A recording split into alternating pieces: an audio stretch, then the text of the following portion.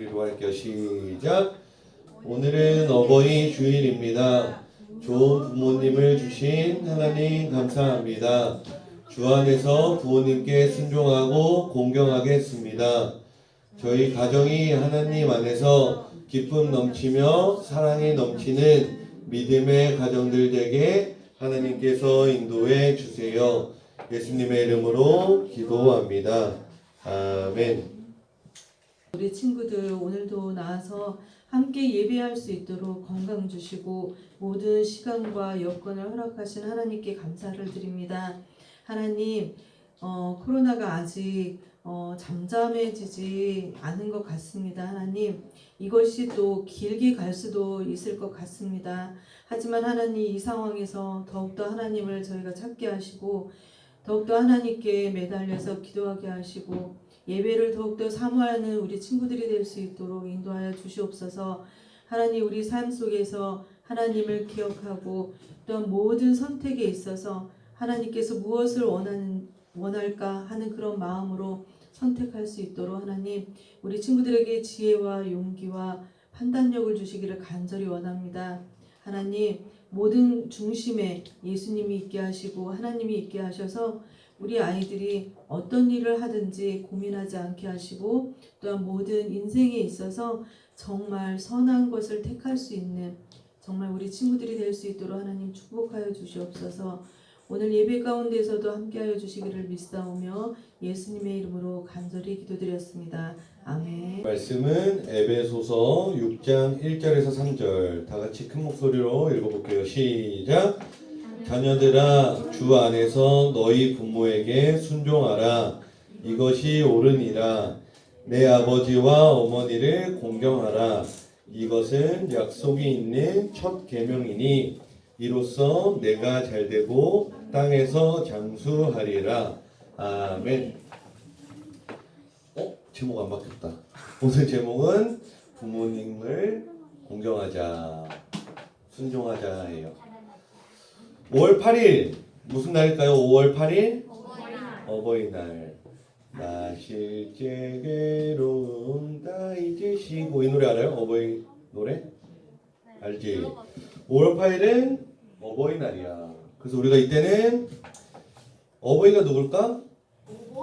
어버이 누구야? 어버이가 어머니 아버지를 이르는 말이거든. 그래서 부모님께 사랑해요 하고 또 학교나 어린이집 이런 데서 카네이션도 만들어서 부모님에게 드리고 사랑한다고 고맙다고 표현하는 감사하는 날이에요. 우리가 저번 주일은 어린이 주일로 5월 첫째 주를 드렸는데 오늘은 5월 둘째 주 어버이 주일로 예배를 드려요. 어버이 주일은 뭐냐? 우리에게 부모님을 주신 하나님께 감사하고 또한 부모님의 은혜와 사랑에 감사드리는 주일이에요. 다 같이 따라해 볼까요?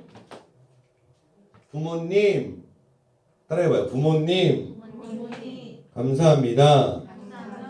하나님, 좋은 부모님 주셔서 감사합니다. 이렇게 좋은 부모님을 주신 하나님께 감사드리고 그리고 부모님께 감사드리는 주일이 어버이 주일이에요. 우리 친구들 사자성어 잘 알아요? 사자성어? 좀 어렵지 않자. 반포대교 알아? 반포대교 말고 반포지호라는 말이 있어. 반포지호 들어본 사람?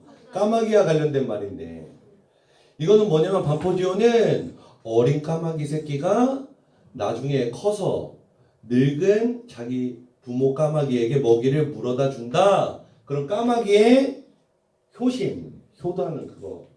보살핌을 받은 어린 까마귀 새끼가 나중에 성장하고 자라서 나이가 들은 까마귀에게, 엄마 까마귀, 아빠 까마귀에게 먹이를 물어다 준다. 이런 뜻이에요. 그래서 성장한 까마귀는 정성을 다해서 부모 까마귀에게 먹이를 물어다 줍니다. 이렇게. 엄마 맛있게 드세요. 식량 구해왔어요. 우리도 이처럼 우리를 낳아주시고 길러주시고 사랑을 주시는 부모님께 효도하고 순종해야 돼요. 우리 부모님들은 우리 친구들을 키우는 것을 당연하게 여기고 맛있는 것도 사주시고 옷도 사주시고 사랑도 듬뿍 주시며 건강하게 자라게 해주시는 너무나도 고마우신 분이 바로 부모님이에요. 어렸을 때 이렇게 사랑을 주시고 기저귀도 갈아주고 아플 때는 걱정하시고 약도 주시고 공부할 때 맛있는 과일도 주시는 사랑을 주시는 멋진 부모님이란 말이에요. 마찬가지로 우리도 부모님께 감사하며 효도하는 것은 당연한 일이에요. 이렇게 어깨도 주물러 드리고 카네이션도 달아드리고 감사합니다, 사랑합니다 말로 표현하는 그런 우리 친구들이 되면 좋겠어요. 부모님께 효도하고 순종하면 오늘 말씀에 나오겠지만 결론부터 말하면 하나님께서 복을 주신다고 약속하셨어요. 그렇다면 오늘 어버이 주일로 예배드리는 이 시간에 우리가 읽은 에베소서의 말씀은 우리가 부모님에게 어떻게 해야 되는지를 가르쳐주고 있어요.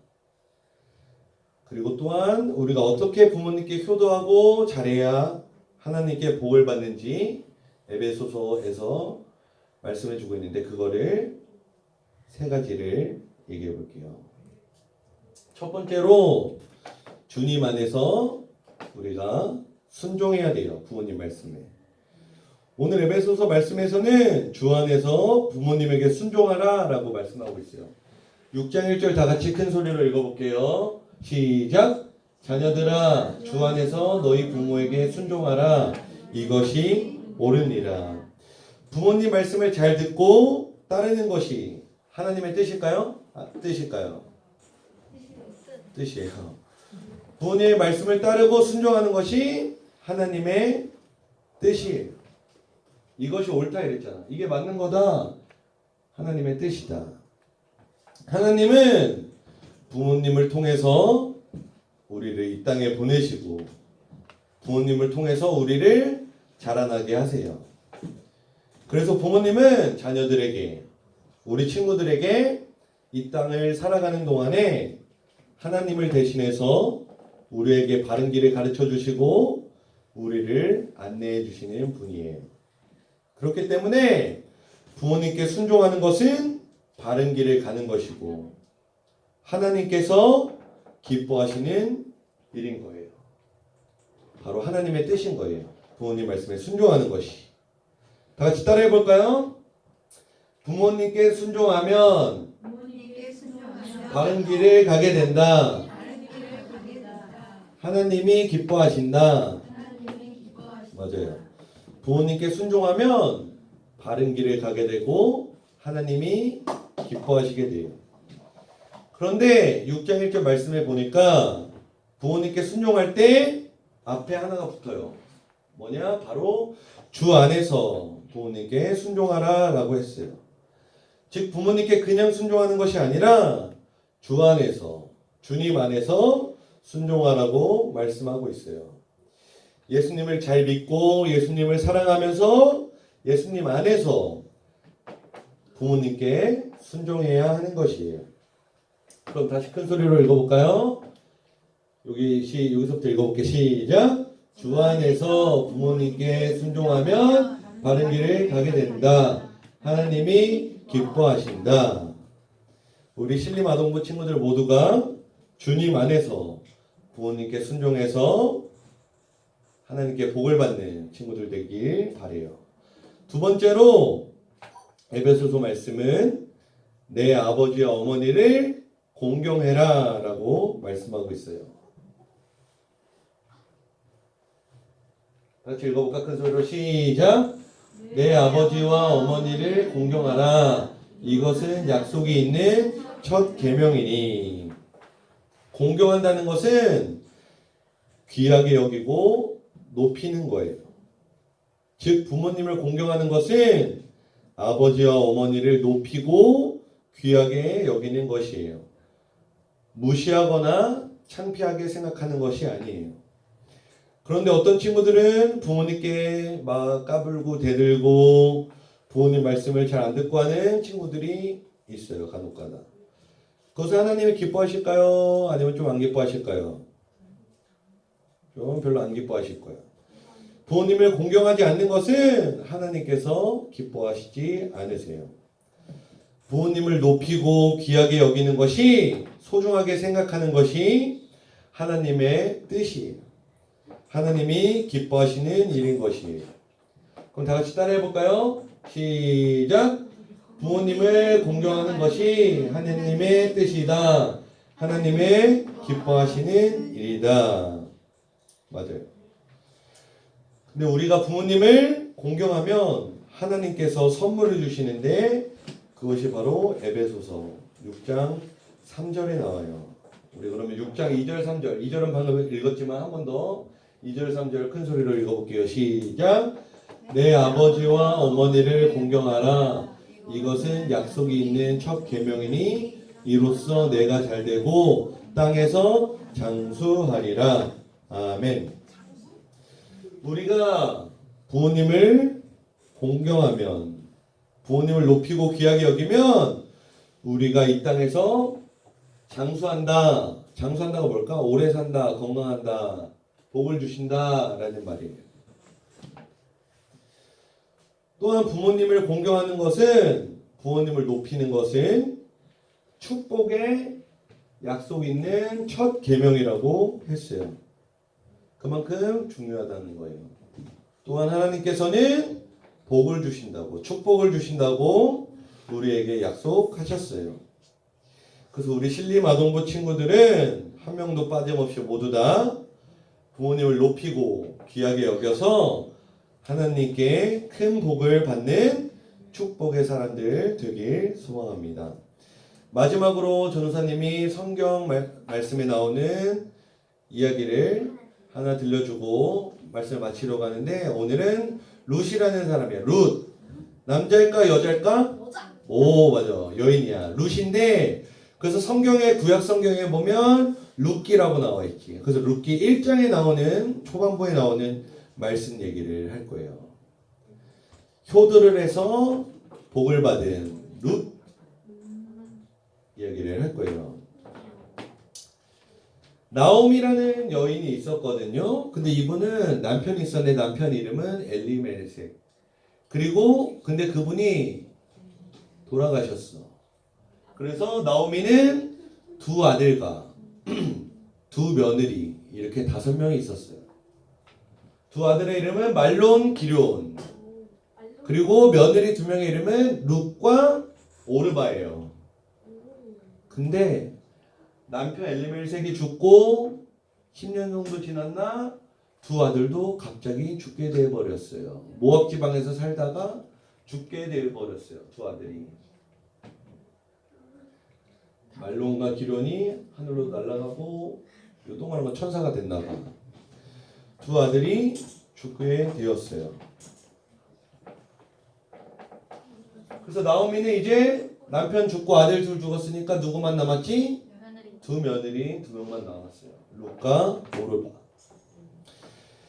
근데 나오미는 며느리인 룻과 오르바에게 얘기했어요. 얘들아, 너희들도 이제 너희 고향, 너희 어머니가 계신 곳으로 가서 편하게 살도록 해라. 이제 나를 떠나서 너희 고향으로, 너희 어머니가 계신 곳으로 가렴. 이렇게 나오미가 얘기했어요.